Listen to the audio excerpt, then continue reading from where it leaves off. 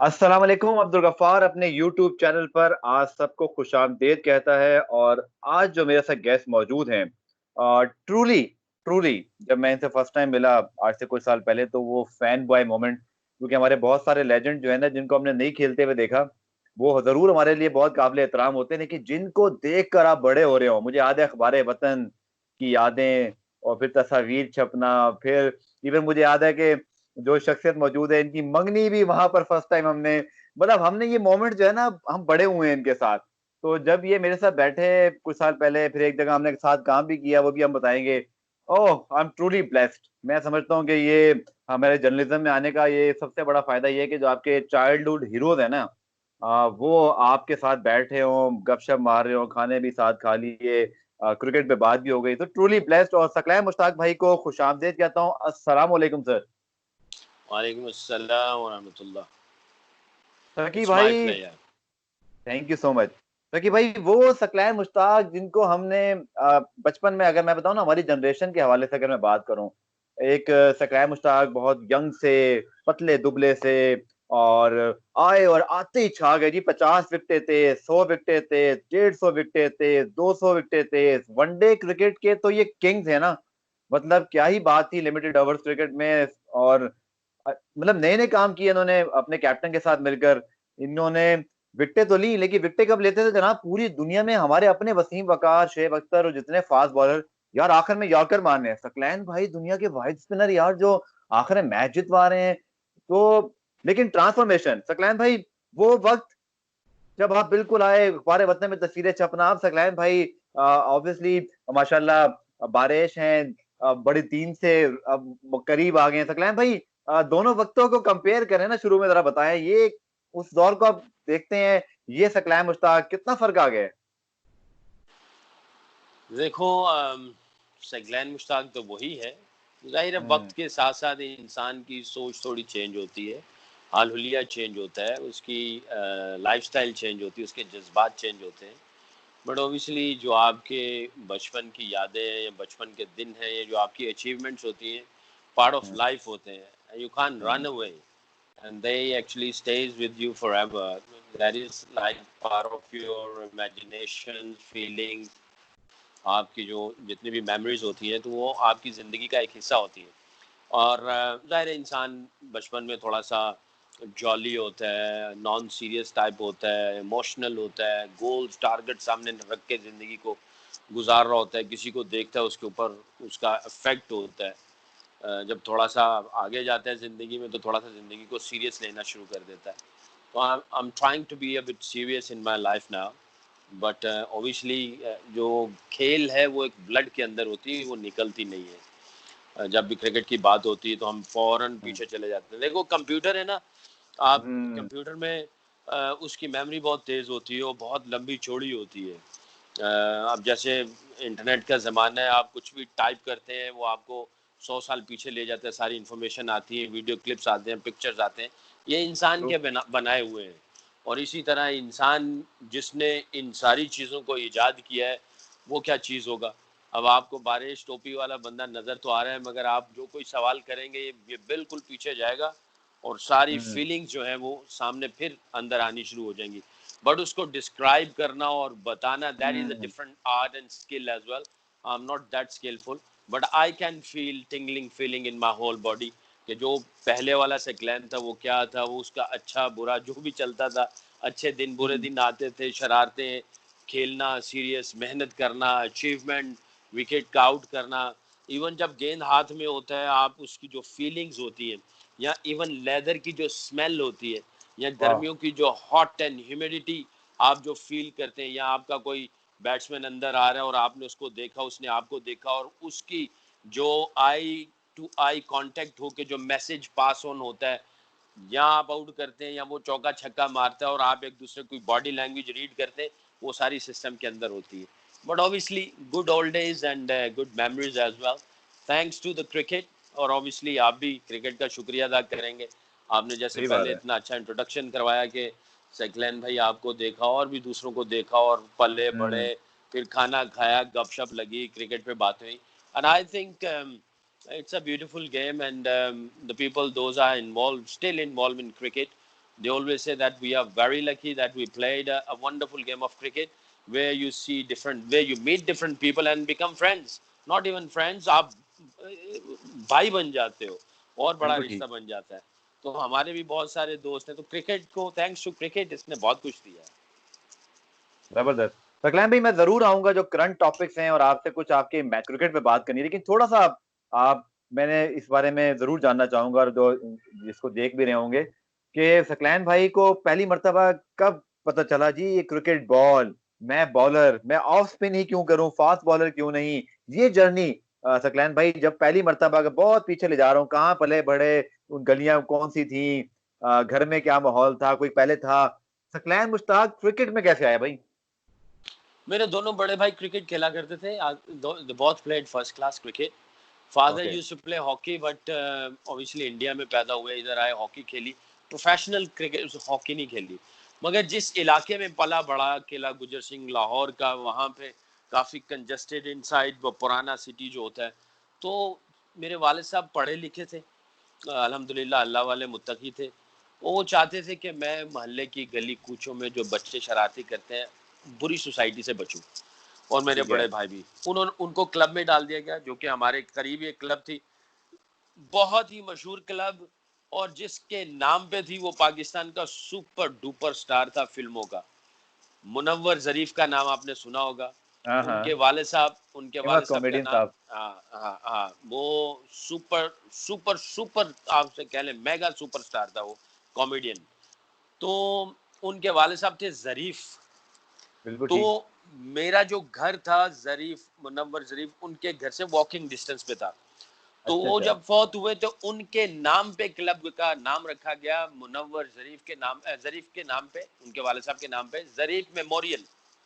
तो हुँ। मैंने ज़रीफ memorial cricket club में क्रिकेट शुरू की, मेरे भाइयों ने भी की. तो हमारे उस इलाके में दो चार लोग ऐसे थे जो बहुत फेमस हुए, जिनमें से ये मुनव्वर ज़रीफ, उनके वाले साहब ज़रीफ, और ज़ाहिर है मुनीर ज़रीफ, आजकल वो जिंदा है. उनके भी बहुत सारे प्रोग्राम और ड्रामे और फिल्मों में भी आए, जी, अम, जी। जिसमें वो उन्होंने बहुत ही अहम किरदार अदा किए. फिर अल्लाह ने मुझे भी वहाँ से इज्जत दी. तो मैंने क्रिकेट में, क्योंकि बुरी सोसाइटी से बचने के लिए क्रिकेट खेली, ग्राउंड भी वॉकिंग डिस्टेंस पे थी, आधा घंटा वो करते थे हम लोग, 20 मिनट. तो वहां से हर कोई फास्ट बॉलर बनना चाहता था, मगर मैं स्किनी था, छोटा था, कद में भी स्किनी था, जान इतनी ज्यादा नहीं थी. और फास्ट बॉलर हमारे पास बहुत ज्यादा थे क्लब में. इवन यंग जो यंग जरीफ मेमोरियल थी, उसमें भी थे. मेरा चांस ही हुँ, नहीं बनता था, मैं पीछे खड़ा रहता था. सही है। अम, फिर मैंने देखा, मैंने कहा यार कैसे चांस बनेगा. छत हुँ, पे हम लोग टेबल टेनिस से खेलते थे, वहां आप फास्ट बॉलिंग कर नहीं सकते थे. तो सही। वो टेबल टेनिस के साथ जब खेलते थे टेप चढ़ा के, तो वहां से स्पिन करते थे, तो वहां से मुझे शौक चढ़ा कि यार मुझे स्पिन बॉलिंग करनी चाहिए. तो मैं फिर क्लब में आके स्पिन शुरू कर दी. मगर जब मोहल्ले में खेलता था टेप टेनिस के साथ, तो फास्ट बॉलिंग करता था. तो हुँ, स्पिन का आगाज छत से शुरू हुआ, और मोहल्ले में टेप टेनिस फास्ट बॉलिंग चलती रही. क्लब में क्योंकि अपॉर्चुनिटी नहीं थी, तो स्पिन बॉलिंग से मैच मिलते थे. नेट में मैं स्पिन और फास्ट बॉलिंग दोनों करता था. आई ठीक वॉज है। Like a free spirit, free soul. जो दिल में आए वो करो. 3 in तो ये 1 मेरी सोच होती. हाँ, जो दिल में आए वो करो. तो फिर मैं प्रोफेशनल हो गया टेप टेनिस में, फास्ट बॉलिंग करता था, स्लो वन करता था. ये जो कैरम बॉल है, वो उस जमाने में हम करते थे, जिसको हम अच्छा, अच्छा, फिंगर अच्छा। कहते हैं, फिंगर. बिल्कुल, ये जो बिल्कुल, बिल्कुल। अजंता मेंडस ने जो दुनिया को दिखाया क्रिकेट बॉल से, कैरम बॉल, या एशवन ने किया, ये तो हम लोग उस जमाने में इसको हम कहते थे फिंगर स्पिनर, फिंगर बॉलर. तो वो बिल्कुल हम ठीक। टेनिस बॉल के साथ वो किया करते थे. ये तो हाँ, बच्चा हाँ, बच्चा हाँ, करता हाँ। था. आई थिंक सही बात है। प्रॉब्ली ये तो 87 88 से जो है, मैं हमने अपना हमसे बहुत सीनियर खिलाड़ी थे टेप टेनिस के प्रोफेशनल. तो वहां से जर्नी शुरू हुई.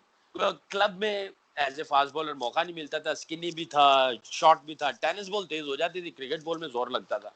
तो वहां से करते करते जनाब ऑफ स्पिन शुरू हुई, मौका मिला, अंडर हुँ। 14 खेला, आउट हुए. वहां से अंडर शकीब 19 भाई में अंदर सबसे चले गए. पहले आपको वो मोमेंट याद है जब आपको ये लगा कि यार ये जो मेरे आस-पास लड़के खेल रहे हैं, मैं ये नहीं हूँ। मैं हूँ वो जिसने पाकिस्तान के लिए खेल जाना है। वो मोमेंट जो आपको रियलाइज़ हुआ हो कि अब मैंने क्रिकेट खेलनी है, मैंने और कोई काम नहीं करना और मैंने पाकिस्तान के लिए जाके खेल सकता हूँ, वर्ल्ड रिकॉर्ड बनाने वाली पोजीशन, ये फर्स्ट टाइम ये फीलिंग कब आई? किसने आपको बताया या खुद रियलाइज किया? टैलेंट आपको अच्छा लगा अपना कब? जब मैं अंडर 14 खेल के वापस आया ना, हम्म। तो ये एक लॉन्ग स्टोरी है। मुझे हम्म। निकाल दिया गया था और फिर मैं मिंटो अच्छा। पार्क वहां से निकला, छत के ऊपर बस की बैठ के रोता हम्म। धोता घर वापस आ गया। लड़कों ने लड़ाई की, किसी लड़के ने किसी दूसरे लड़के के नाक पे स्पाइक्स मारा और ये जनाब इसका नाक की हड्डी टूट गई, खून निकला। जो हमारे ओ। मैनेजर थे उन्होंने मुझे निकाल दिया। उन्होंने कहा यही था, रात का अंधेरा था, ईशा के बाद, यानी 8-9 बजे, 9 साढ़े 9 बजे, दो कमरों मैच में का एंड हो रहा अंडर होता है 14। तब। नहीं नहीं नहीं, हम लोग हॉस्टल में थे मिंटो पार्क में। अच्छा अच्छा और अच्छा अच्छा अच्छा अच्छा। दो बड़े कमरे थे और पंजाब की अंडर 14 की टीम बन रही थी। तो पूरे ठीक है। पंजाब के बच्चे वहां ठहरे हुए थे, लाइक फैसलाबाद, लाहौर, भावलपुर, ये सारे आए हुए थे। तो पिंडी ओके। इस्लामाबाद से भी। तो हम लोग दो कमरों में तकरीबन 20 लोग थे, 10 इधर 10 इधर। तो आपस में शाम को शरारतें होती थी और कुटाई भी लगाते थे एक दूसरे को। वो छेड़खानी में चलता ही था, जाहिर है। तो वो किसी ने किसी को स्पाइक्स मारा, उसका नाक फट गया। मैं बाद में जब कमरे से निकला, मैं उस वक्त वॉशरूम में था, मैं जब निकला तो बड़ा दंगा फसाद हो रहा था। तो जो मैनेजर है उसने मुझे देखा, उसने मुझे किक आउट कर दिया। उसने कहा बैग पकड़ो और घर जाओ, सुबह ही सुबह ना। तो मैं बड़ा रोया। फिर मुझे ऐसा लगा हम्म। मेरी क्रिकेट खत्म हो गई। अच्छा, मगर वो अंदर एक क्रिकेट का ना वो एक जुनून था, वो खत्म नहीं हो रहा था। मैं क्लब में आया, क्लब में मैंने सबको बताया। उन्होंने कहा तुमने शरारत क्यों की? मैंने कहा अल्लाह की कसम मैंने कुछ नहीं किया, मारा किसी ने। अगर आपके प्रोग्राम के तवस्सुल से ये इंसिडेंट किसी लोगों के पास जा रहा है, तो हम्म। डेफिनेटली कोई ना कोई आपको कहेगा कि जिसने स्पाइक्स मारा है या जिसको स्पाइक्स लगा, मुझे पता है, मैं उनके नाम नहीं लूंगा, वो खुद ही आपके इस प्रोग्राम में वो मेंशन करेंगे कि हाँ भाई, ये मैं स्पाइक्स भी किसको रिक्वेस्ट कर लगा। देता हूँ कि इस हाँ। प्रोग्राम को सुनने के बाद नीचे कमेंट हम्म। का सेक्शन है यार, कभी ना कभी जिंदगी में आपको सच मान लेना चाहिए, तो आज हाँ, लिख दीजिएगा। तकी भाई माफ कर देंगे। मैं अगर वो सामने नहीं आएगा तो मैं उसको रोजे क़यामत उसका गिरेबान पकड़ लूंगा। तो ये मेरे मेरे शो में अपॉर्चुनिटी मिल गई भाई को, अल्लाह करे ये तो अच्छा होगा। मैं कहता हूँ उन भाई से शो जाए जिसने मारा और वो और लिख दें। जिसने जिसने मारा और जिसने खाया वो जरूर बताए, वरना मैं हम्म। उसको बाद में पकड़ लूंगा गले से, सही है गिरेबान से, बात है। सॉरी, गले से नहीं। हाँ, ये तो व्यासी एनीवे आप तस्लीम नहीं नहीं करें। भाई, माफ कर दूंगा, हाँ, चले छेड़खानी कर कर रहा हूँ दिए। भाई। सामने आ जाओ, आके बता दो, आपकी मेहरबानी। हाँ चलो, ये भी एनीवे है, वहां ये से, कर लो, अपना ज़र्फ है ना। हाँ, तो मैं वापस आया बड़ा रोता धोता। बस उसके बाद मैंने फिर टेनिस खेलता रहा, टेप टेनिस। वहां पे फिर मैं छत पे खेलता था या गली मोहल्ले में खेलता था। तो बहुत ज्यादा एक्सपेरिमेंट करता था, अकेला लगा रहता था अपनी सोचों में, क्योंकि मुझे तो लगता था कि अब मेरी क्रिकेट खत्म हो जाएगी। लाहौर वालों ने ये समझा कि ये बहुत ही बदतमीज किस्म का लड़का है, लड़ाई करता है, झगड़ालू है, इसने किसी का नाक जो है वो ये नाक की हड्डी तोड़ दी है और बदतमीज लड़कों की हमें जरूरत नहीं है। तो मैं ये समझा, अंडर 14 में एक 13 साढ़े 13 साल का बच्चा, वो यही समझता है अब मेरी क्रिकेट खत्म, ना कि पूछने वाला ना होगी। तो छत पे खेलते खेलते बस आप खुद ही लगा रहता था। तो वहां से ना गेंद जो है ना वो दूसरा मुख्तलिफ किस्म का टर्न हुआ। मैंने कहा यार ये कोई नई चीज है।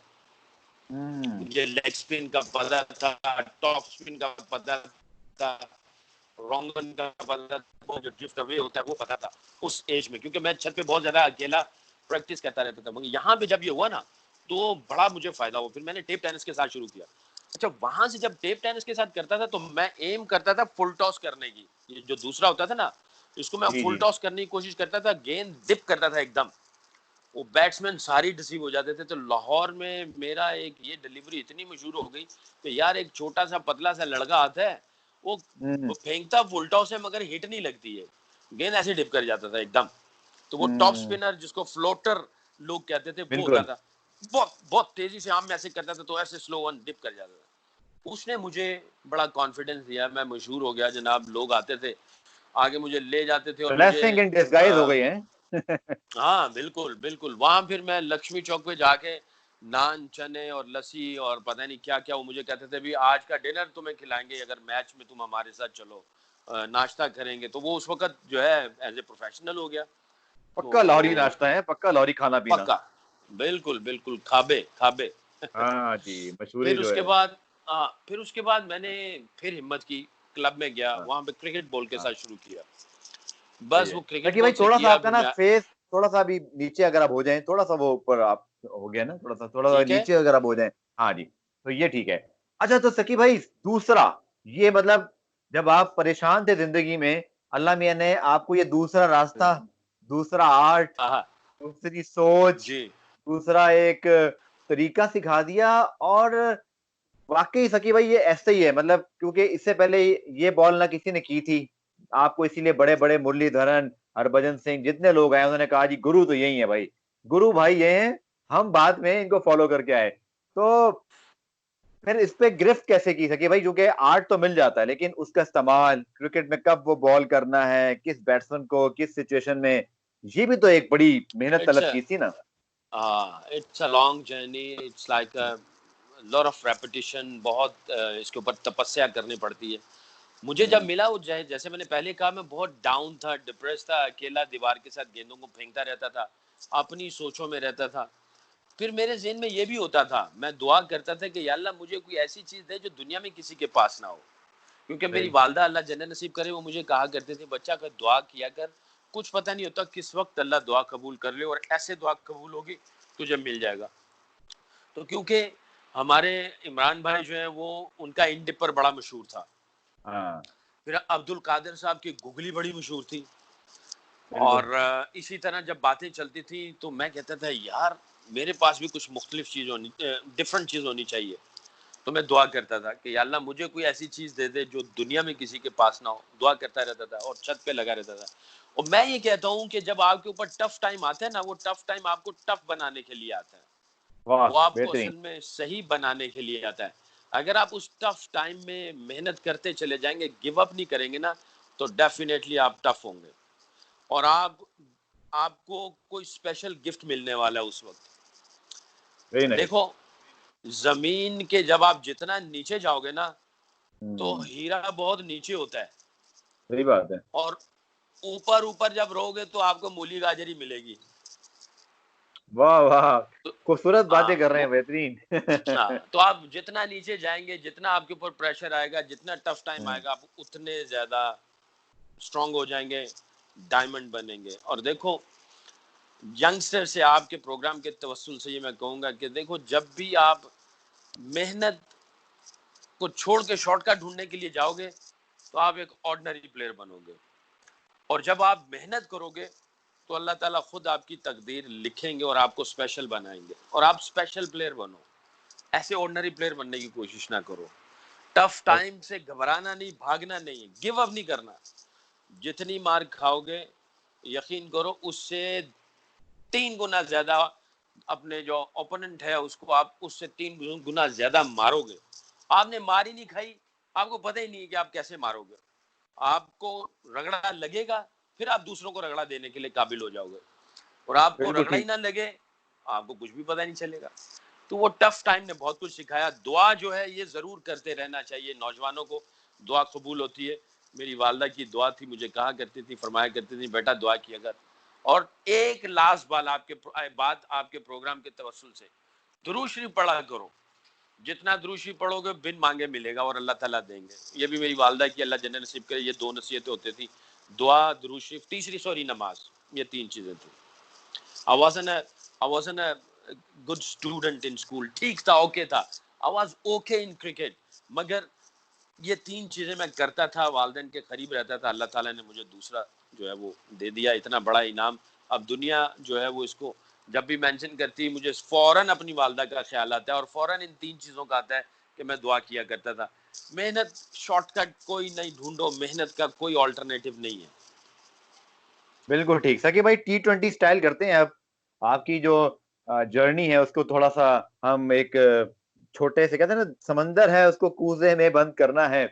पहली मर्तबा चलो। सकी भाई जब आपको सीजन में लगा किसी उस मौके पर कि अब मैं पाकिस्तान टीम खेलने के करीब आ गया हूँ, वो जब आप फर्स्ट क्लास में बड़े बड़े क्रिकेटर्स के साथ खेलने शुरू हुए, आपकी बॉल फेमस वहां भी हो गई, तो पहली मर्तबा जब आपको पता चला कि आप पाकिस्तान टीम में सेलेक्ट हो रहे हैं, वो किसने बताया, क्या फीलिंग थी और कहाँ जा रहे थे? देखो, फर्स्ट क्लास जब सीजन पीआईए में सिलेक्ट हुआ ना, उसके बाद मैंने हम्म, पूरे पाकिस्तान के टॉप के सारे खिलाड़ियों को देख लिया करीब से। हम्म, ऑपोजिशन में जितने भी स्पिनर्स थे, चाहे बैट्समैन थे, मैंने देख लिया क्या स्टैंडर्ड है, क्या मेहनत हो रही है, कौन किस तरह सारी चीजों को कर रहा है। मोइन खान 92 वर्ल्ड कप के बाद टीम से बाहर थे, राशिद लतीफ टीम के अंदर थे। अब इसको भी देखा हुआ था मोइन खान को, इंजमाम उल हक को 92 वर्ल्ड कप में देखा हुआ था, वसीम अकरम को 92 वर्ल्ड कप में देखा हुआ था। अब ये सारे विल्स कप में हमारे साथ थे, इजाज अहमद, सलीम मलिक, ये भी ओपोजिशन टीमों में थे, हबीब बैंक, यूबीएल, आकिब जावेद आ गए, फिर रमीज भाई, ये सारे जितने भी थे। जावेद भाई तो नहीं थे 95 के सीजन में। जब मैंने इन सब को देख लिया, इन सब की मेहनत मेरे सामने आ गई ना, बस उसी वक्त दिल में एक घंटी बजी कि तू अचीव कर सकता है। और उस साल विल्स कप में और जो 4 डे क्रिकेट थी उसमें टॉप किया, पैटर्न ट्रॉफी एवरेज के एतबार से, कायदे आजम ट्रॉफी मिल के। आई थिंक और भी थे, हारिस खान, अरशद खान, और भी एक दो थे, बट उसमें जी एवरेज जी। के एतबार से और इम्पोर्टेंट जो क्रंच मैचेस थे उसमें बड़ी अच्छी परफॉर्मेंसेज हुई थी। मलिक साहब मुझे खेले तो उनको काफ़ी मुसीबत पड़ी, वो लेग साइड पे खेलने गए, गेंद ऑफ साइड पे निकल गए, वो भी हैरान हो गए। इंजी भाई आए, इंजी भाई को टफ टाइम दिया। सईद भाई नहीं, सईद भाई ने फिर इजाज अहमद आए, उनको टफ टाइम दिया। रमीज भाई को, उनको भी टफ टाइम दिया। तो मुझे लगना शुरू हो गया, मैंने कहा यार ये हमारे हीरो हैं, अगर इनको मुसीबत पड़ी हम्म हुई है तो इसका मतलब ये है कि मैं आ सकता हूँ। उसके बाद सल्लू भाई कराची से, हम्म हमारे टेस्ट प्लेयर, हम्म, सल्लू भाई चीफ बिल्कुल। सेलेक्टर थे। उन्होंने मुझे हम्म सीजन में देखा हुआ था, श्रीलंका की टीम आई हम्म, हुई थी, उन्होंने मुझे ट्रायलों से पहले ही, मुझे एक कजाफी स्टेडियम में मैच था, आके मुझे कहने लगे सगलैन मियां तैयार हो जाओ, तुम्हें मैं टीम में लेके आ रहा हूँ। अच्छा, हम्म। अब वो 3-4 महीने पड़े, उन्होंने पहले ही मुझे देख के कह दिया कि सगलैन मियां कोई तैयार हो शेर तो जाओ। नहीं सुनाया था, साथ शेर भी सुना दियो। शेर तो बहुत सुनाते हैं, बहुत ही हाँ, नफीस बहुत ही इंसान जबरदस्त है। बात। बहुत, हम्म मैं समझता हूँ कि जब उन्होंने ये बात कही ना, तो वो एक जो हेजी था थोड़ा सा क्लाउडी दिमाग था, बिल्कुल साफ कर दिया उन्होंने। एक इंसान कहते हैं ना, हाँ यार मैं खेल सकता हूँ, हम्म मैं यहाँ तक पहुँच सकता हूँ। जब उनकी बात मेरे कानों में पड़ी ना, तो मैंने कहा बस बच्चू, अब थोड़ी रगड़ा थोड़ा और डबल कर दो। फिर अल्हम्दुलिल्लाह साइड मैच में मुझे उन्होंने कहने लगे कि मैं तुम्हें साइड मैच के बगैर ही सीधा टीम में सरप्राइज रखूंगा श्रीलंका के लिए, तुम सीधा टेस्ट मैच खेलोगे। आवाज ओवर द मून के मुझे इन्होंने सीधा ये कह दिया। फिर कुछ फड्डे चले, कुछ सियासत चली, ये अल्लाह किसी वक्त बात होगी।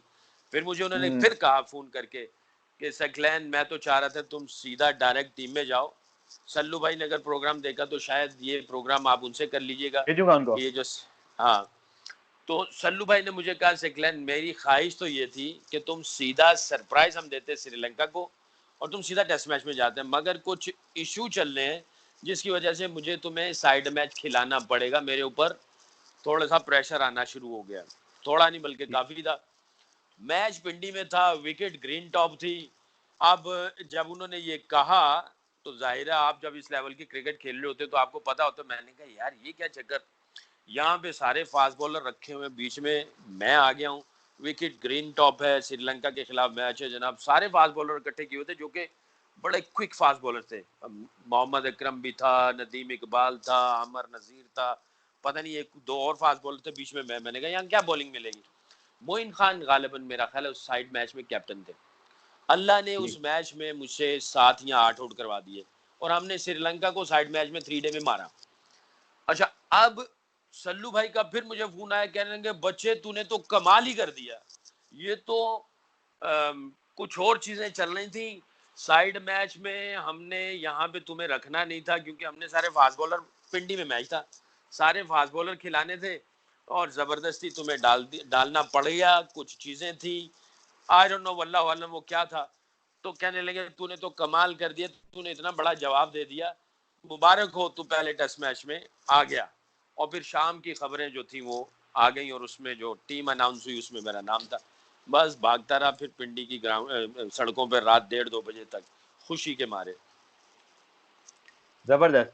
सकलैन भाई, ऑब्वियसली क्रिकेट में आ जाना, डेब्यू चाहे वनडे टेस्ट या जो भी हो, लेकिन जो एक आप पहली हीरोइक परफॉर्मेंस देते हैं वो आपको जो कॉन्फिडेंस देता है, आपको रातों रात सुपरस्टार बनाता है। स्पेशली पाकिस्तान में तो आपको पता है ना, क्रिकेट जनाब एक मैच एक स्पेल, अब तो खैर एक दो छक्के भी काफी हैं, उस जमाने में जरा मेहनत ज्यादा थी, आपको बड़े बड़े खिलाड़ियों में नाम बनाना पड़ता था। सकी भाई, सबसे पहले शोहरत जिसको आप कहते हैं जो आपने चखी, वो क्या मोमेंट था जिसको आप समझते हैं कि यार ये मेरी परफॉर्मेंस थी जिसके बाद मुझे लगा now I am star, team के अंदर वैल्यू बन गई।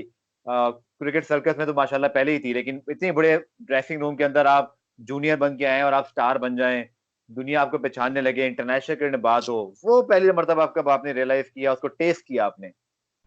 देखो मेरा जब डेब्यू हुआ ना तो वो टेस्ट मैचेस थे श्रीलंका के खिलाफ। हम्म। पहला हम जीते, दूसरा हार गए, उसी टेस्ट मैच में मैं इंजर्ड हो गया। ये इसके ऊपर भी कभी बात करेंगे। उसके बाद जो मेरी नी इंजरी हुई और आज तक मैं हम्म। ऑस्टियोआर्थराइटिस लेके चल रहा हूँ, उसके बाद जो मेरे साथ जो ट्रीटमेंट हुई वो अलग बात है। गिले शिकवे आज ठीक है। नहीं करेंगे, आज बस टू द पॉइंट बात करेंगे। एनीवे उसके बाद वनडे एक खेला, मगर मैं स्ट्रगल कर रहा था, मेरी नी तो बिल्कुल ही उड़ चुकी थी। फिर शारजा गए। शारजा जब हम्म। गए तो वो बीच में, क्योंकि मैं पहला टेस्ट मैच खेल के दूसरे टेस्ट मैच में इंजर्ड हुआ, तो समझ लो कि ऐसे ऊपर गया और धड़म से नीचे गिरा। इंजरी हो गई, चलना फिरना बंद, इतना घुटना सूज गया किसी ने पूछा ही नहीं। Long story cut in short, उसके बाद 1 डेढ़ 2 महीना सिसकता रहा। मुख्तलिफ डॉक्टर के पास गया, एक सदर में डॉक्टर था, उसने जनाब 10 टीके ठोके ठीक ठाक, 12-15 टीके लगाए मेरे घुटने में।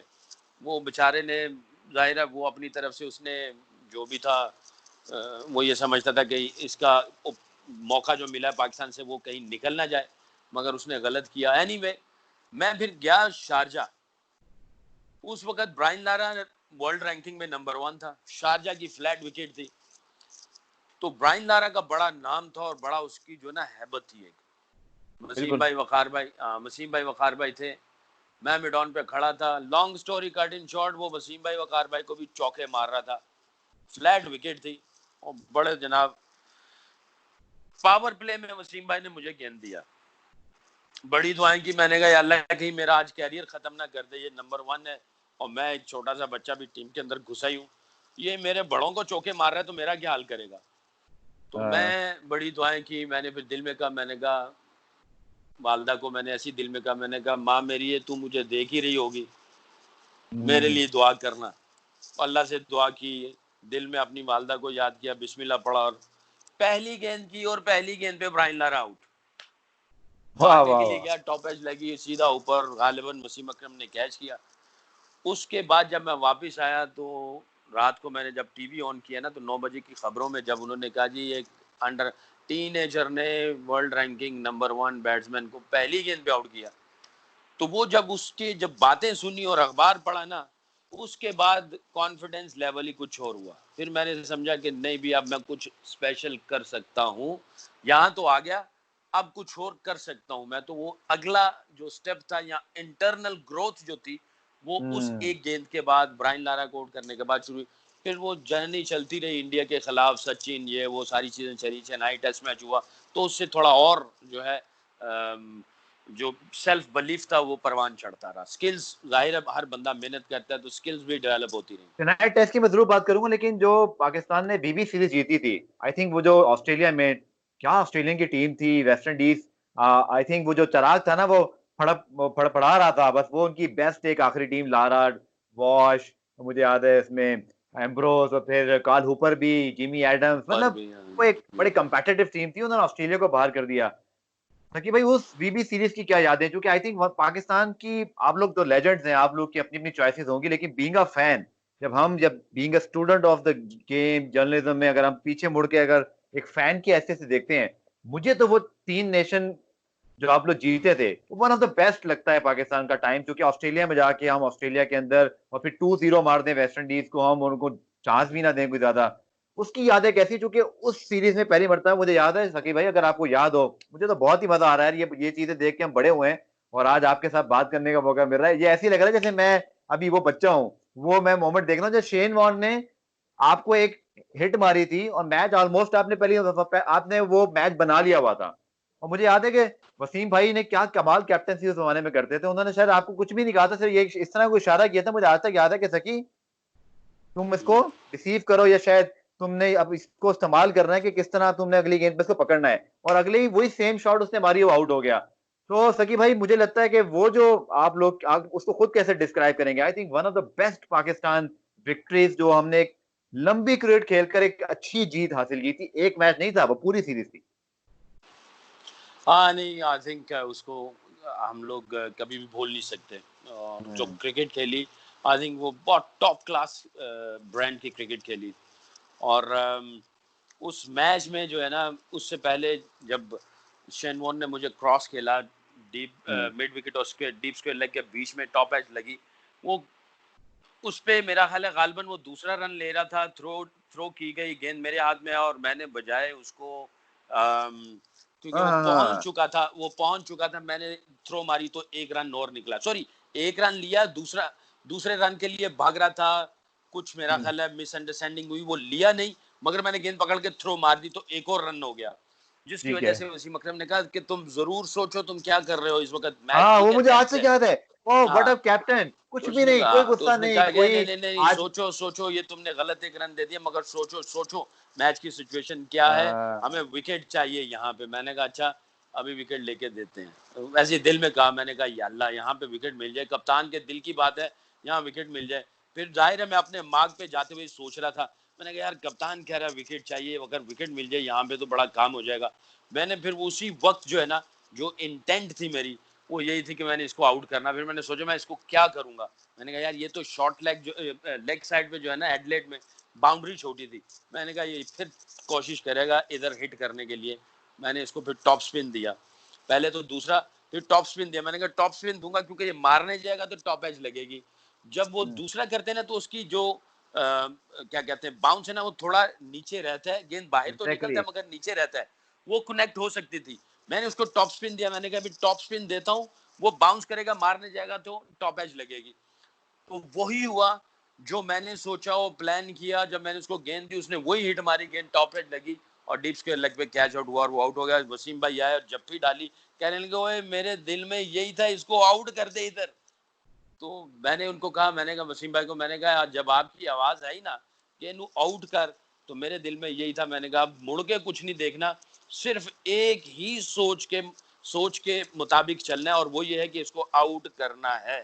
तो अल्हम्दुलिल्लाह अल्लाह ताला ने फिर वो जो प्लान था उसको सही तरीके से एग्जीक्यूट करने की तौफीक दी। तो ये बाजुकात ऐसा ऐसा होता है, मैचेस में ऐसी मोमेंट होती हैं कि आप हम्म, जब भी डबल सोच में जाते हैं ना, वहां आप गलती कर जाते हैं। तो कप्तान की जो आवाज थी और उसने कहा यार इसको आउट करना है हमने, तो वो आउट करने से जो मेरी डबल सोच थी कि यार मैं इसको सिंगल दे दूं या मैं इसको ऑफ स्पिन करके हाँ नहीं, ब्लॉक कर आउट डॉट करूंगा। कर दूं, आउट करूंगा, वो जब उसने बात कही ना, वो भी रीड कर रहा है मैच को कप्तान, मैं भी रीड कर रहा हूँ मैच को, और सिचुएशन देखी जा रही है, और मैं हम्म, हो सकता है उस वक्त बॉल बाय बॉल देख रहा हूँ, वो हो सकता है ओवर बाय ओवर देख रहे हैं या हर 2-3 गेंदों के बाद देख रहे हैं, क्योंकि सही है। इसमें कैलकुलेशन जो है ना वो बड़ी इंपॉर्टेंट होती है। बाज नो प्लेयर क्या कहाँ गलती कर जाते हैं, ओपनिंग ओवर की पहली गेंद या आखिरी गेंद वो किस तरह रखनी है, कौन स्ट्राइकर मेरे सामने रहे, कौन ओवर के बाद किसके सामने, कौन सा बैट्समैन सामने जाए, ये सारी चीजें आपने कैलकुलेट करनी होती है। उसके बाद फिर आपने दिमाग के अंदर अपना प्लान उसी वक्त बना के उसको बिल्कुल एक सोच के मुताबिक एग्जीक्यूट करना होता है। तो वसीम अकरम की आवाज ने मुझे काफी कॉन्फिडेंस भी दिया और जहन को क्लियर किया, आउट की इंटेंट बनी, प्लान बनाया, और जनाब शेन वॉन साहब पवलिन की तरफ वापस गए। अच्छा, आप लोग जब यंग थे, आप हो गए, शुएब अख्तर जब एक जमाने में एकदम इमर्ज हुए, फिर अब्दुल रजाक वगैरह, तो तेंदुलकर को तो आप लोगों ने मतलब क्या बनाया हुआ था आप लोगों ने, मतलब वो इतना बड़ा बैट्समैन जिसने शेन वॉर्न को नहीं छोड़ा, जिसने दुनिया की तमाम जगहों पे जाके रन किए पाकिस्तान में। मुझे यहाँ तक याद है सकी भाई, आप इसको आई थिंक करेक्ट करेंगे कि आप या जो आपके टीममेट थे, आप लोगों के अंदर एक तरह से, मैं ये नहीं कहूंगा शर्त तो नहीं कह सकते, शायद ये क्लेम या ख्वाहिश कि यार मैंने इस तेंदुलकर भाई को आज मैंने आउट करना है इस मैच में, या बड़ी विकेट लेनी है। और मुझे याद है कि एक जमाने में रजाक ने उनकी पकड़ ली वो इंडे पर, तो वो निकालने शुरू हो गए। शुएब अख्तर ने जब उनको थोड़ा तंग किया तो करते ही गए। आपने जब इंडिया में वो चेन्नई टेस्ट की भी अब बात आ जाएगी, तो वो क्या बातें होती थी ड्रेसिंग रूम में, क्योंकि आई थिंक वो जो बड़े ग्रेड्स के साथ खेलने का, आई थिंक सकी भाई जो सबसे बड़ा फायदा है मुझे लगता है कि वसीम अकरम स्पेशली जो आप सबके कप्तान थे, उन्होंने वो एनवायरनमेंट बना दिया जो चैंपियंस के लिए था, मतलब nothing less than champion stuff के आउट करना है, मैच फिनिश करने हैं। वो ग्रांटेड नहीं है प्लेयर्स के, सकलैन खेल रहे हैं तो बस ऐसे ही खेल रहे हैं, शेब खेल रहे हैं तो ऐसे ही खेल रहे हैं। उन्होंने आप लोगों को बहुत पैम्पर किया। मुझे याद है कि आपको डेथ हवर्स करवा रहे हैं, रजाक से नंबर 3 पे बैटिंग करा दी 99 के वर्ल्ड कप में। तो क्या होता था टीम में माहौल बड़े मैच से पहले, स्पेशली इंडिया या तेंदुलकर उस जमाने में सबसे बड़ी विकेट जैसे आज विराट कोहली, क्या बातें होती थी और फिर आप लोगों ने उनको बहुत तंग किया? देखो, हर किसी को उसका रोल जो है वो डिफाइन कर दिया जाता था, उसको बता दिया जाता था ये तुम्हारा रोल है, और उस रोल में आप अपनी फीलिंग्स या आपके अंदर जो भी चीज़ है वो आप खुल के डिस्क्राइब कर सकते थे, आप बात कर सकते थे। कम्युनिकेशन का कोई, समझ लें कि कोई ऐसा इशू नहीं था। मुझे उन्होंने जो रोल दिया हुआ था, मुझे हमेशा कहते थे कि जब भी तुम पावर प्ले के अंदर आओगे, आई डोंट केयर अगर तुम्हें 2-3 छक्के भी लग जाएँ, आई नीड विकेट। तुम मेरे विकेट टेकिंग बॉलर हो और मैं तुमसे विकेट एक्सपेक्ट करता हूँ। और मेरी ठीक जब है। भी सिचुएशन आती थी उस वक़्त ज़रूरत भी होती थी, और लकीली ये होता था कि बैट्समैन भी ये सोच रहा होता था कि भई अब आया है, इसको थोड़ा लूट लें, पावर प्ले खत्म होगा, उसके बाद फिर हम हाँ। नीचे-नीचे खेलेंगे। तो वो उसका ज़ेन भी यही होता था। मुझे तो उसने, वसीम अकरम ने पहले ही टास्क दिया होता था कि भई तुमने आउट करना है।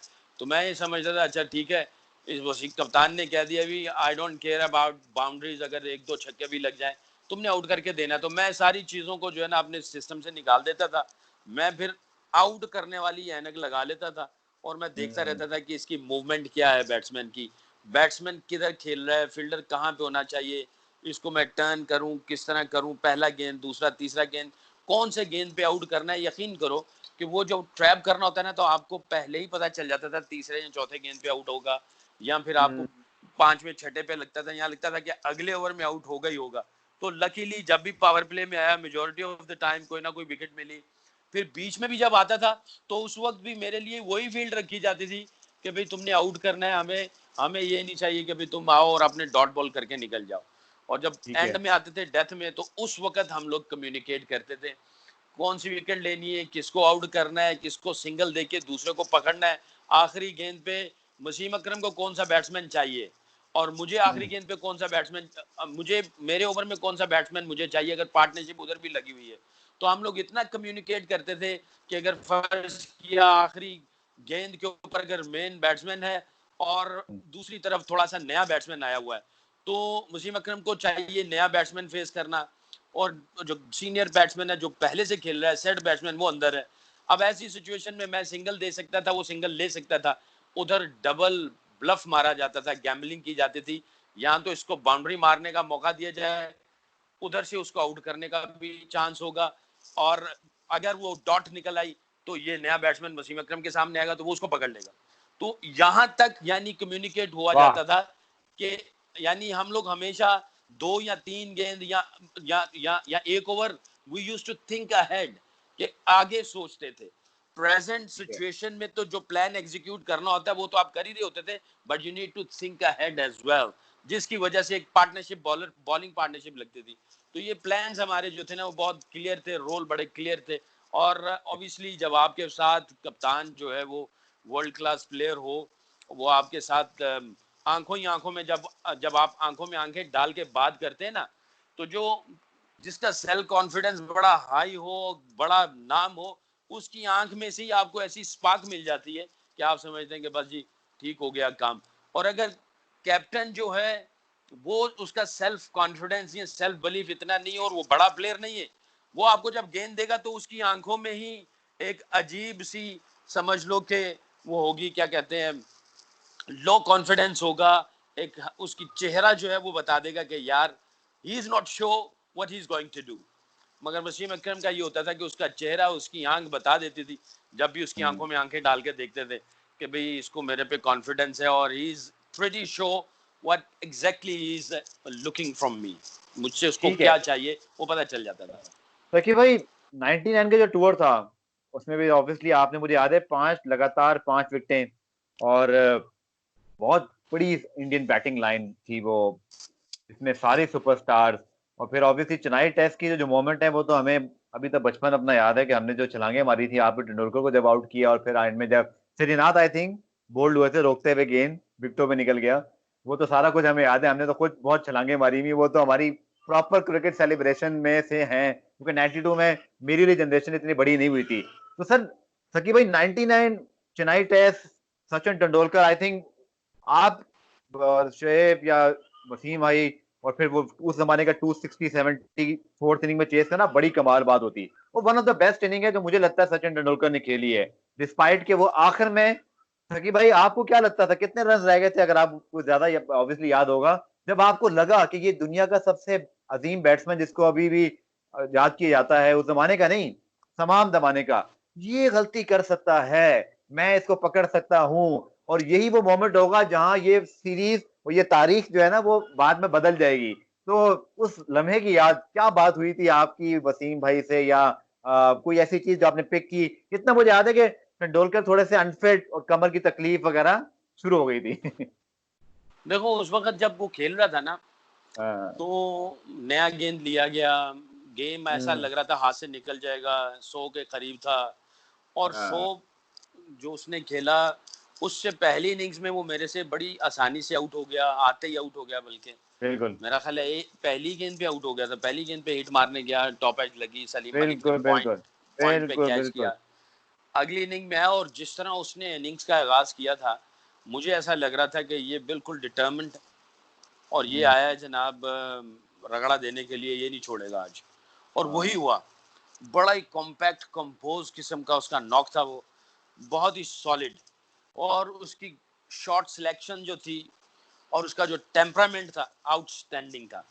पहले तो मैं ये बात करता चला जो मैंने पिछले दिनों भी एक इंडिया में इंटरव्यू दिया 2-4 जगहों पे। जी जी जी। मैं अपने आप को बड़ा खुशकिस्मत समझता हूँ। वो बैट्समैन जिसने 100 सेंचुरी बनाई, आज तक किसी ने ये काम किया नहीं दुनिया में। वनडे टेस्ट में सबसे ज़्यादा जी जी। रन्स बनाने वाले, इंटरनेशनल में सबसे ज़्यादा रन्स बनाने वाले, जब भी उसका नाम आता है तो मेरा नाम साथ में जोड़ जोड़ दिया जाता है। It's a great honour for me. मैं ये समझता हूँ कि अल्लाह ने मुझे बहुत इज़्ज़त दी कि उसके नाम के साथ मेरा नाम जुड़ जाता है। और वो ऐसा मैच जो कि आई थिंक वो खुद कहते हैं सचिन कि मेरी वो सबसे बेस्ट इनिंग्स होगी। तो एनीवे मैं आता हूँ वापस इस इनिंग के ऊपर। तो मुझे 2-3 चौके भी मारे। अच्छा, वो लग रहा था कि बैक स्पैज्म या कुछ ऐसा है, मगर हमारे खिलाड़ी हमें कह रहे थे कि नहीं, ये यहाँ पे ब्लफ मार रहा है। देखो, हम्म। ये जो बैक स्पैज्म का ना एक बहाना लगाया जा रहा है, एक सिंपैथी लेने के लिए, तुम्हारा फोकस हटाने के लिए। क्योंकि ये जो है ये कोई गेम प्लान है इसका। क्योंकि अब जैसे जैसे मैच करीब जा रहा है, शायद साइकोलॉजिकल जो है ना वो इस तरह किया जाए तो नीचे नहीं आना और इसकी इस चाल पे जो है धोखा ना खा जाना। तो ये बातें चल रही थी।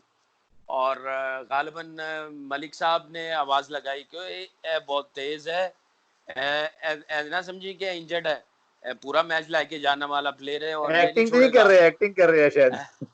हाँ, नहीं नहीं, हाँ कह रहे एक्टिंग कर रहा है, ये मैच खत्म नहीं हुआ, ये मैच लेके जाएगा, ये ना समझो ये इंजर्ड है, पूरा जोर लगाना है और एंड तक जाना है। तो वो बार हम्म। बार जो है ना वो आवाज लगा रहे थे। एनीवे, जब वो आउट हुआ उससे पहले उसने मुझे 2 ओवरों में कुछ 3 चौके मारे होंगे। हम्म। और स्कोर मेरा ख्याल है तकरीबन रह ताकि गया भाई था कोई। कते कलामी एक शॉट मुझे याद है, अगर आप उसके ऊपर जरूर बात कीजिएगा। उस इनिंग में उन्होंने कुछ, आपका जो बॉल ऑफ स्पिन होता था, उसको बजाय स्वीप मारने की वो एक नई शॉट निकाली थी उस जमाने के लिए, ऐसे इसको यूं मारते थे टैप और वो पैडल चौका। वो पैडल तो आई स्वीप थिंक पीछे। उस जमाने में हाँ। वो जो शॉटें उन्होंने खेली हैं, one of the hmm, best battle है आई थिंक किसी भी अच्छे ऑफ स्पिनर का किसी राइट हैंड बैट्समैन के सामने। क्या कमाल बैटिंग कर रहे थे उस दिन वो। यार उसका जो कंट्रोल है, मैं हम्म। ये समझता हूँ कि ऐसा कंट्रोल कम ही किसी में देखा। और गैप का ढूंढना, फुटवर्क का, और फुटवर्क में आपको डिसीव कर देना, आपको उसकी मूवमेंट का पता नहीं चलता था। जब आप फुटवर्क इस्तेमाल करते हैं ना तो आप हर शॉट के लिए अपनी बेस बना रहे होते हैं, बिल्कुल अपनी ठीक। पोजीशन बना रहे होते हैं। तो यकीन करो कि दूसरी इनिंग में मुझे सचिन के फुटवर्क से उसकी पोजीशन का आइडिया नहीं हो रहा था। मैं समझता था हम्म। ऑफ स्टंप पे खेलेगा तो लेग स्टंप पे खेल देता था, मैं समझता था कि स्क्वायर खेलेगा तो मिड विकेट पे खेल देता था, अगर मैं समझ रहा होता था कि ये इधर खेलेगा तो मिड ऑफ के ऊपर से खेल देता था। उसके फुटवर्क में बहुत ही समझ लो कि वो ट्रिक्स थे उसके फुटवर्क में। एनीवे, जब वो उसने मुझे 3 चौके मारे, मैं गया वसीम अकरम के पास, मैंने कहा यार वसीम भाई, लगता है कि इसको हर चीज का पता चल रहा है। बल्कि मेरा ख्याल है 20 22 25 रन रह गए थे। तो मैंने उनको कहा, बिल्कुल इसी वसीम भाई तरह था। को मैंने वसीम भाई को कहा, मैंने कहा वसीम भाई लगता है इसको हर चीज पता चल रही है, हम्म। तो आप किसी और को चांस दे दें इस एंड से। वसीम भाई ने हम्म। मेरी तरफ देखा ऐसे, कहने लगे सैकी, इस एंड से तू है और उस एंड से मैं हूँ, बस और किसी पे मुझे यकीन नहीं है। हम्म। मैंने फिर मैंने उनकी तरफ, आंखों की तरफ देखा, आई थिंक प्रॉब्ली 2 सेकंड के लिए हम एक दूसरे को देखते रहे ऐसे आंखों में आंखें डाल के। जब मैंने उनकी आंखों में आंखें डाल के देखा, उनको चेहरे को पढ़ा, मैंने कहा यार ये तो कप्तान इतना यकीन किए हुए है मेरे ऊपर, मैं क्यों डाउट लेके आ रहा हूँ। मैंने कहा बस ठीक ठीक है है। वसीम भाई, मैंने कहा बस ठीक है, आप उधर से और मैं इधर से, अल्लाह मालिक है, देखी जाएगी। फिर उसके बाद जो मेरा एक एनर्जी मिली, मुझे एक कॉन्फिडेंस मिला, मैंने कहा यार कप्तान इतना पॉजिटिव है, उसको किसी और पे ट्रस्ट नहीं है और ट्रस्ट मेरे पे दिखा रहा है, तो मैंने कहा इंशाल्लाह अल्लाह ने चाहा तो ये अल्लाह ताला मैच हमें जितवाएंगे। फिर मैंने गालिबन उसको 2-3 ओवर दूसरा नहीं किया, और जिस बॉल पे मैंने उसको दूसरा किया वो मैंने 2 ओवर के बाद जाके किया तकरीबन। और फिर ठीक उधर है। मैंने चांस लिया, मैंने कहा नहीं अब इधर चांस लेना चाहिए, क्योंकि मैच जो है वो बिल्कुल आधी हाँ, गालिबन 18 रन या बिल्कुल 19 बिल्कुल, रन रह मोंगिया गए के थे। आउट होने के बाद तो बहुत करीब आ गए थे हाँ वो। हाँ बिल्कुल, 17 रन से मेरा ख्याल है हम लोग हाँ, जीते थे। बिल्कुल। 18-19 रन मूंगिया मूंगिया आउट हुआ, फिर एक आध सिंगल हुई और उसके बाद मैच जो है ना टक टक टक खत्म हुआ, सचिन फिर बिल्कुल। आउट हो गया। तो मैंने कहा नहीं यही चांस है, यहाँ पे रिस्क ले सकते हैं, वरना काम जो है वो गड़बड़ हो जाएगा। वहां पे जब मैंने उसको दूसरा किया तो वो फिर मेरे चुंगल में फंस गया, वो गलती कर गया। हालांकि उससे पहले उसने कई दूसरे गेंद खेले और बहुत ही आला, कभी ऑफ स्टंप पे चौका मार देता था, हाँ कभी हाँ, बिल्कुल। बिल्कुल रॉक बैक करता था, और बिल्कुल जनाब मिड विकेट और मिड ऑन के बीच में जहाँ काव कॉर्नर जिसको कहते हैं उधर चौका मारता था, या पीछे आके पंच करके मिड ऑन पे सिंगल ले जाता था या मिड ऑफ पे सिंगल ले बिल्कुल। जाता था। और उस गेंद पे क्योंकि मैंने 2 ओवर पहले उसको 2-2.5 ओवर पहले मैंने उसको दूसरा किया ही नहीं, उसको मैं एक ही चीज करता रहा। उस मोमेंट पे जाके मैंने कहा नहीं अब चांस लेना पड़ेगा, डू एंड डाई सिचुएशन है, कप्तान को कॉन्फिडेंस मेरे ऊपर है, बाकी अल्लाह मालिक है, देखते हैं। वहां पे जब मैंने दूसरा किया उसको, वो ट्रैप हो गया, वो मारने के लिए गया, टॉप एज लगी और सीधा वसीम भाई के हाथ में, और उसके बाद से फिर ऐसा गेंद हाथ में आया और बिल्कुल ही गेम जो है वो उस वक्त कंट्रोल सकी में भाई, आ गई। जो आपकी इतनी विकेटें माशाल्लाह और आउटस्टैंडिंग बॉलिंग है, इस विकेट को कहाँ रेट करेंगे, इस मोमेंट को जहां इंडिया पाकिस्तान टेस्ट चेन्नई में, और तेंदुलकर अपनी बेस्ट इनिंग ऑलरेडी खेल चुका है, लेकिन आपके पास चांस था, आप डिजर्व भी करते थे टू बी ऑनेस्ट। उस सीरीज में 25 विकेटें तो आपने 5-5 करके हम गिन रहे होते थे, सकलैन भाई आप 5 लेंगे, फिर 5 लेंगे, इस जमाने की बात है। तो इस विकेट को कहाँ रेट करेंगे अमंग्स योर बेस्ट? देखो अम, जो टेस्ट मैच की या इंटरनेशनल मैच की पहली विकेट होती है ना, वो आप उसको भूल नहीं सकते। बिल्कुल ठीक है।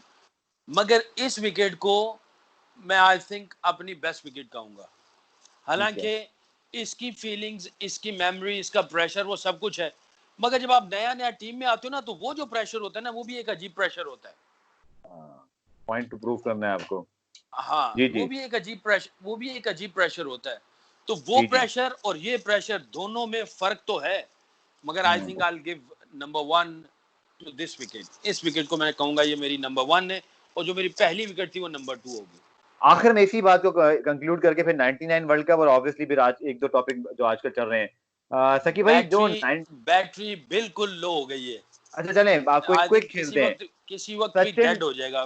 सचिन तेंदुलकर ने कभी इस बारे में बात की, कभी आपकी दोबारा बात हुई हो इस मैच पर, इतना बड़ा मोमेंट था, उतनी आपकी म्यूचुअल रिस्पेक्ट, कैसे आप बाद में रिलेशन रहा, बात हुई कभी? यार, he is a gem of a person, he is hmm. Like a more than a friend. Hmm. और मैंने बल्कि उसके साथ 2-4 दफा जो स्लेजिंग होती है मैच में, वो मैंने इसके साथ 2-4 दफा स्लेजिंग की, मगर यकीन करो इतना डाउन टू अर्थ, इतना हम्बल पर्सन मैंने अपनी जिंदगी में कम देखा। आई थिंक अल्लाह ताला ने इसीलिए इसको इतनी इज्जत दी, जो इसने 100 सेंचुरी बनाई, दुनिया में सारे रिकॉर्ड अपने नाम लेके चला गया। ठीक है। मैंने इसके साथ टोरंटो में स्लेजिंग की, कुछ मैंने कहा, मगर वो छेड़खानी वाली, वो दूसरी गाली गलोच वाला नहीं होता था। तो मैं, मेरे ठीक पास है। आके मुझे कहने लगा सर कि मैं तो तुम्हें ऐसा समझता ही नहीं था, और तुम इस तरह का मेरे साथ behaviour on the field. And उसने मुझे ये भी कहा कि मैं तो तुम्हें बहुत अच्छा लड़का समझता हूँ, खिलाड़ी समझता हूँ, आई वाज़न्ट एक्सपेक्टिंग कि तुम भी स्लेजिंग करोगे। अच्छा अच्छा अच्छा, वो अच्छा। वो गेम खत्म होगी, सारा कुछ हो गया, मगर उसके बाद मैं गया, फिर मैंने सॉरी बोला, मैंने कहा यार सॉरी। ओके। फिर हम लोग ससेक्स में काउंटी खेल रहे थे उस वक्त, मैं ससेक्स से खेल रहा था, तो इंडिया वर्सेस ससेक्स था। फिर ठीक मुशी है। भाई के घर में हम लोग, मुशी भाई और मैं उधर ससेक्स में ही रहते थे। तो वो 3 डे मैच था, तीनों दिन सचिन, गांगुली, कुंबले और जितने भी सारे प्लेयर थे मुशी भाई के घर में खाने पे आते थे। जमीन पे बैठ के हम लोग जनाब तीनों इवनिंग खाना वाना खाते थे, गप्पे चलती थी, लतीफे सुनाते थे, हल्ला गुल्ला होता था, मैचों की भी बात होती थी। But is a jam of a person, बहुत ही आला ज़र्फ का इंसान है वो। जबरदस्त। आखिर में सर एक सवाल बस, उसके बाद मुझे पता है 50 मिनट हो गए जनाब, पता भी नहीं चले। मैं अभी 20 मिनट रिकॉर्डिंग करूं तो पता चलता है जी बड़ी रिकॉर्डिंग होगी, लेकिन ये हमारे अपने फैन बॉय मोमेंट जो होती है ना बचपन की, वो आपको मैंने बहुत सारे सवाल अपने लिए भी कर लिए। लेकिन आखिर में क्योंकि भाई 99 का वर्ल्ड कप ऑब्वियसली जहाँ बहुत अच्छी मेमोरीज होती है, वहाँ एक ऐसा वर्ल्ड कप जहाँ आपने ऑस्ट्रेलिया को हराया, आप लोगों ने बहुत अच्छी परफॉर्मेंसेज दी, और फाइनल में आई थिंक शायद मुझे ही लगता है सर कि भाई आप इसके बारे में बेहतर बताते हैं, पाकिस्तान डिजर्व करता था वो वर्ल्ड कप जीतना। ऑस्ट्रेलिया की कोई इतनी बड़ी टीम नहीं थी। ये और बात है कि वो on the given day they perform exceptionally well. Sachin Tendulkar, उसका शेन वॉर्न का स्पेल अच्छा हो गया। एक मैकग्रा के इंतजाम वाला जो डिसीजन था, मुझे आज तक मुझे तो नहीं लगता वो आउट था, लेकिन पता नहीं आप बताएं अगर आपको शेफर्ड का वो डिसीजन ठीक लगता है। लेकिन उस 99 के वर्ल्ड कप की कुछ बिटर मेमोरीज अभी आती हैं याद कि यार वर्ल्ड चैंपियन दोबारा 92 के बाद बहुत करीब आ गए थे, बहुत बड़ी टीम थी वो, बहुत सेटल टीम थी, और एक बुरा दिन, एक शायद बुरा टॉस या एक अच्छा स्पेल हमें उस वर्ल्ड कप से दूर कर गया। डेफिनेटली यार, ये जिंदगी में मौके बार बार थोड़ी आते हैं। सही जिस बात। शख्स ने अपनी सारी जिंदगी दी हो, इससे बड़ा मोमेंट क्या होगा कि वो वर्ल्ड कप जीते और वो टीम का हिस्सा हो, और उसके बाद मौका ही नहीं मिला। हाँ 2003 वर्ल्ड कप भी खेले, हम लोग हार गए, फिर चलता रहा अभी तक। वो 92 के बाद से कोई वर्ल्ड कप जीत ही नहीं पाए। सही बात। 99 एक मौका था, टीम भी बड़ी थी, अच्छा खेल भी रही थी। कुछ गलतियां थी हमारी, टॉस के बाद जो है बैटिंग का करना, क्लाउड का कंडीशन का रीड सही तरह ना करना, फिर स्पेल का अच्छा हो जाना, एक्सक्यूजेस नहीं है। But I think that wasn't our day, हमारा वो दिन नहीं था जिसकी वजह से हम लोग वो फाइनल हार गए। मगर वो बड़ी बिटर मोमेंट है, आपको बता ही नहीं सकता। मैं तो कितने दिन तो मुझे ख्वाब ही आता रहा, ओह यार ये क्या होगा, एकदम झटका लगता था, आंख खुल जाती थी। बहुत ही हम्म। सदमा हुआ 99 वर्ल्ड कप के बाद। मगर अब जाके थोड़ा सा सुकून मिला जब इंग्लैंड की टीम के साथ मैं कोच था, उसी ड्रेसिंग रूम में थे, वर्ल्ड कप का फाइनल था और मैं इंग्लैंड की टीम के साथ एज ए आपकी कंसल्टेंट व्हाट्सएप की कोच तस्वीर भी था। यही है। जी जी जी। तो मैं वर्ल्ड कप में उसी उधर में था, ड्रेसिंग रूम में, वही जगह पे वही घूम फिर रहा हूँ। और 99 भी मुझे याद आ रहा है, ये भी याद आ रहा है, मैच चल रहा है, दोनों मैच हैं, अब मैं कोच हूँ, वहाँ पे मैं प्लेयर था। और जैसे जैसे वो चीज़ें चलती गई, और जाहिर है एज ए कोच जीतना वर्ल्ड कप वो भी एक अमेजिंग फीलिंग होती है। बट एज ए प्लेयर की जो फीलिंग्स हैं वो आप डिस्क्राइब नहीं कर सकते। तो ठीक है। 99 का बड़ा दुख होता है कि जीत नहीं सके। सकलैन भाई प्लेयर बहरहाल रोए थे, वी डिड आवर आंसू बेस्ट। आंसू कुछ रोना, या क्योंकि चैंपियन टीम थी, चैंपियन रोते नहीं, लेकिन इमोशंस आपके ऊपर आ जाते हैं, हुआ था ऐसा कुछ ऑब्वियसली ड्रेसिंग रूम में यार, जब गए? ऑब्वियसली ह्यूमन है, ह्यूमन तो फीलिंग से भरा होता फर्क है, पड़ता है। इमोशंस होती हैं। तो ये आई वाज क्राइंग एक्चुअली। मैं जब होटल वापस आया तो मैं बिल्कुल कोने में बैठ गया, अफसोस में। मेरी वाइफ जो थी वो, she is quite good, mentoring बड़ी अच्छी कर लेती है। तो उसने मेरे साथ थोड़ा सा गपशप लगाई, cup of coffee the, P हमने, कॉफ़ी वगैरह पी। फिर मुझे बताया ये ज़िंदगी का हिस्सा है, कोई ऐसी बात नहीं है। We the whole nation loves you, whole nation they feel proud of you guys कि तुम लोगों ने इतना अच्छा किया। कोई बात नहीं, एक मैच हार गए तो क्या हुआ, but you played like a champion. ठीक है, चैंपियन नहीं बने, रनर अप आ गए, सेकंड पोजीशन आ गई। बट काफ़ी मेरे साथ उसने मेरा हौसला बढ़ाया। फिर उसकी कसर जो है वो काउंटी में जाके निकली और हम लोग काउंटी चैंपियन बने। वो सारा जो चीज़ें थी वो फिर अल्लाह के फजल से उधर वो गए। तो आपने वहाँ बड़ा प्लेयरों, आउटस्टैंडिंग खेला उधर। वो सीज़न बड़ा अच्छा रहा। और विजडन प्लेयर ऑफ द, जो 5 विजडन में आते हैं, तो फिर अल्लाह हाँ। ने वो दिया, तो थोड़ा सा वो सुकून मिला। मगर वर्ल्ड कप के फाइनल का वो रहा दिल में, अभी तक होता है, कभी सोचते हैं तो कहते हैं यार काश वर्ल्ड ये चैंपियन होते, तेंदुलकर का हमारा आपने नाम भी आउट किया आता। आखिर में, मौजूदा दौर के तेंदुलकर विराट कोहली हैं सकी भाई। अगर ये मैं आपसे पूछूं, अगर आपको मौका मिलता, आप इस वक्त खेल रहे होते, तो क्या ये वो विकेट होती जो सचिन तेंदुलकर उस दौर का अगेंस्ट सकलैन मुश्ताक, और इस दौर में सकलैन मुश्ताक अगर खेल रहे होते और विराट कोहली के सामने टेस्ट मैच या वनडे या T20, तो एक तो उनको आउट करना क्या फोकस, और इस वक्त का वो बैटल, दी बैटल होता है, दी बैटल जिसको कहते हैं, और दूसरा वो दूसरा है ऑफ स्पिन है, किस पे घेरते सकी भाई? आखिर में ये बात बस अच्छी सी फिनिश कीजिए तो फिर आपको इजाजत है। देखो अभी अभी एक इंडिया से मेरा इंटरव्यू में दिया, मैंने कहा मेरी वैसे दिली ख्वाहिश है ये हम्म, कि अब मैच में तो मैं उसको बॉलिंग कर नहीं सकता, कभी हम्म, कहीं कोचिंग स्टिंट हुआ, अगर कहीं आ टाकरा हुआ नेट में, तो विराट हम्म। कोहली को मैच डालूंगा नेट में, उसको जाके बॉलिंग करूंगा। मैं वैसे नेट में चला जाता हूँ, इंग्लैंड के साथ भी था तो जो रूट को भी आउट किया, बेन स्टोक को आउट किया, ये भी बटलर को। वर्ल्ड कप में हाँ, इससे पहले भी चलती रही सीरीज में, अब नेट में जाके आउट करते रहे। कमाल है जनाब, कमाल है। मगर मगर ये दिल में ख्वाहिश है कि ये जितने भी, जैसे स्मिथ है, इसको बॉलिंग करने को बड़ा दिल चाहता है, विराट कोहली, रोहित शर्मा बहुत दिल चाहता है इनको बॉलिंग करने को, और प्लस केन विलियमसन, इनको बॉलिंग करने का बड़ा दिल चाहता है। और डेफिनेटली जैसे आपने कहा कि इस वक्त का जो पहले सचिन था, विराट कोहली है, डेफिनेटली वो उसके शूज में ही है। और जब हम लोग इंडिया के खिलाफ खेलते थे तो बल्कि ये कहा जाता था कि बड़े खिलाड़ी नु आउट करोगे तो बड़े प्लेयर बन जाओगे। तो मैं हम्म। समझता हूँ कि ये अपॉर्चुनिटी है हर खिलाड़ी के लिए, हर बॉलर के लिए। जितने बड़े खिलाड़ी को आउट करोगे उतने बड़े बनते चले जाओगे, और एक दफा नहीं, बार बार आउट करना है। नियत आउट करने की होगी तो आप आउट कर पाओगे, अगर पहले से ही खड़क गए तो फिर आउट नहीं कर पाओगे। और बड़ों सर को हमारे आउट अपने करोगे तो सुपरस्टार बड़े बॉलर मौजूदा दौर बनेंगे। के, सकी भाई, बाबर आजम, ऑब्वियसली जिन प्लेयर के साथ आप खेलते थे, इंजमाम, यूसुफ, फिर इवन एजाज, सईद अनवर, क्या बात थी, आपने जिस बैटिंग लाइन के साथ खेला है वो भी तो क्या लोग थे, क्या प्लेयर थे। बाबर आजम के मुतालिक कुछ आखिर में अगर आप वर्ड कहें, हमें ऐसा बैट्समैन बड़े अरसे बाद मिला, यूसुफ और इंजमाम और सईद अनवर के बाद, जो दुनिया के टॉप बैट्समैनों में खुद से शुमार हो रहे हैं, हम नहीं कहते। अभी ऑस्ट्रेलिया गया तो रिकी पॉन्टिंग खुद कॉलम लिख रहा है, ये किसी के मुतालिक नहीं लिखते, वो तो आपको पूछे भी ना अगर आप बहुत बड़े प्लेयर ना हो। तो ये अच्छा लगता है। बाबर पे क्या कहना चाहेंगे आखिर में? और है उनको भी अगर कभी मौका मिले तो जी देखो, पाकिस्तान में जाके बॉलिंग करा दो उनको डेफिनेटली भी। डेफिनेटली देखो, अल्लाह उसको बुरी नजर से बचाए। आमीन। मुझको उसमें जो पोटेंशियल नजर आता है, जो तक इसने भी परफॉर्मेंस दी है अल्लाह के हम्म, फजल से, जितने भी पाकिस्तान के पास प्लेयर आए ना, हर किसी की अपनी क्लास थी। ठीक जहीर है। अब्बास से शुरू करें और जनाब हनीफ मोहम्मद साहब सर, उनसे शुरू हाँ, करें, फिर जावेद भाई, और ये सारा कुछ, सबकी अपनी एक क्लास थी। अगर आपने कॉम्पैक्ट कंपोज का खिलाड़ी देखना है, या कोई बहुत सारे खिलाड़ी गट्सी प्लेयर थे, कुछ कुछ स्टाइलिश थे।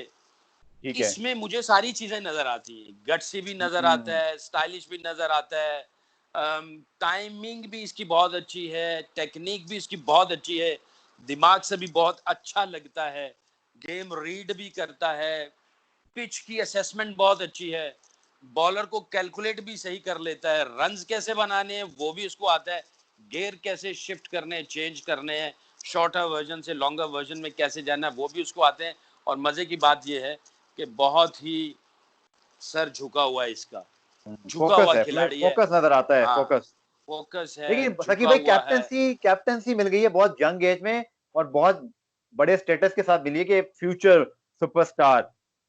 किधर जा सकती है बात? अल्लाह ना करे कोई टेंशन वाली बात तो नहीं है? आपको लगता नहीं ये लड़के, इस लड़के में दम है कि ये विराट कोहली की तरह जाएगा? तेंदुलकर भी परेशान हुए, ब्रायन लारा परेशान हुए, बड़े बड़े हमारे बैट्समैन।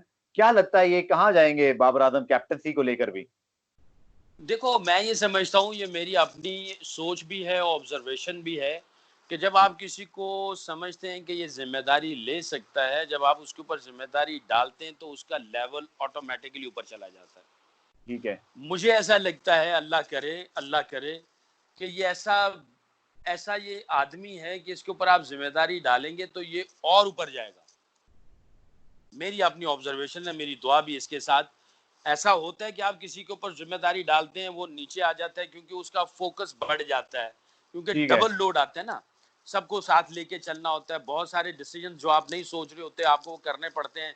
आप एक वन डायमेंशनल चल रहे हैं, सिर्फ आपकी अपनी बैटिंग है, यहाँ पे पूरी टीम है और सारी चीजें हैं। बट आई थिंक जब ऐसी चीज होती है ना, तो इसके साथ टीम अच्छी होनी चाहिए, स्पोर्ट्स स्टाफ में खास तौर पे हेड कोच या सिलेक्टर, ये सब के सब, और थिंक टैंक जो टीम में इसके साथ जो हो, वो मुखलिस हो, सकी भाई, अभी लोग इंटेलिजेंट ठीक है हो। इनके पास? अभी हैं ठीक इनके या पास लोग? देखो, मैं ऐसी बात किसी के ऊपर ये नहीं करूंगा, मगर मैं ये कह रहा हूँ कि ये बनाने पड़ते हैं, और इन सबको साथ जो एक ही कहते हैं ना कि सबके सब एक ही पेज पे हों और एक ही फिलॉसफी को लेके चल रहे हों और सबके सब साथ दे रहे हो, कंट्रीब्यूट कर रहे हो। स्पोर्ट्स स्टाफ का भी इसमें बड़ा अहम रोल होता है। तो आई थिंक चीजें कुछ आसान हो जाती हैं। जब आप सारा मुद्दा किसी एक के ऊपर डाल दोगे और सपोर्ट नहीं कर रहे होगे ना, फिर मुश्किल हो जाता है। आप देखो विराट कोहली क्यों कामयाब हो रहा है कि पूरे के पूरे लोग उसको सपोर्ट कर रहे हैं। जो हाँ, इवन रूट क्यों कोच कामयाब अगर रवि हुआ शास्त्री से बनती थी तो रवि शास्त्री ही मिले। क्या आप रवि हाँ शास्त्री के साथ सेट हैं तो यही आपके कोच हैं जी, फिर। आप देखो वो इयन स्मिथ था और स्मिथ हम्म। गया तो वो जनाब इन्होंने फिंच को ले आए।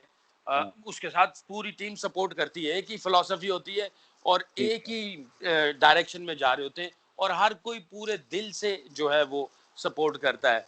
तो दिलों का जुड़ना साथ में और सपोर्ट करना, नियतों का ठीक होना, ये बहुत इंपॉर्टेंट चीज है। हर किसी को अपना रोल डिफाइन भी कर देना और उनको कहना कि ये तुम्हारा रोल है, इस तरह तुमने इसको कंट्रीब्यूट करना है।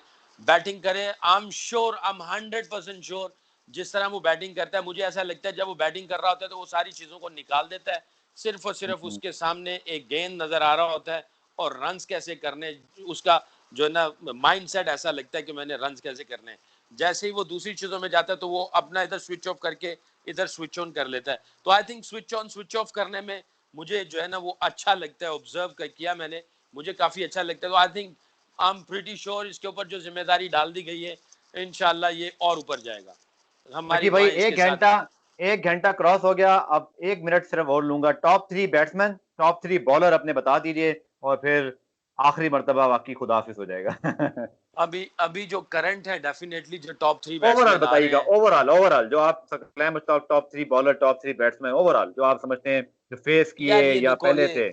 नहीं नहीं, ये मैं ये सवाल मेरे से कोई भी जब पूछता है ना तो मैं कहता हूँ अच्छा अच्छा। 1 2 3 ऐसा नहीं।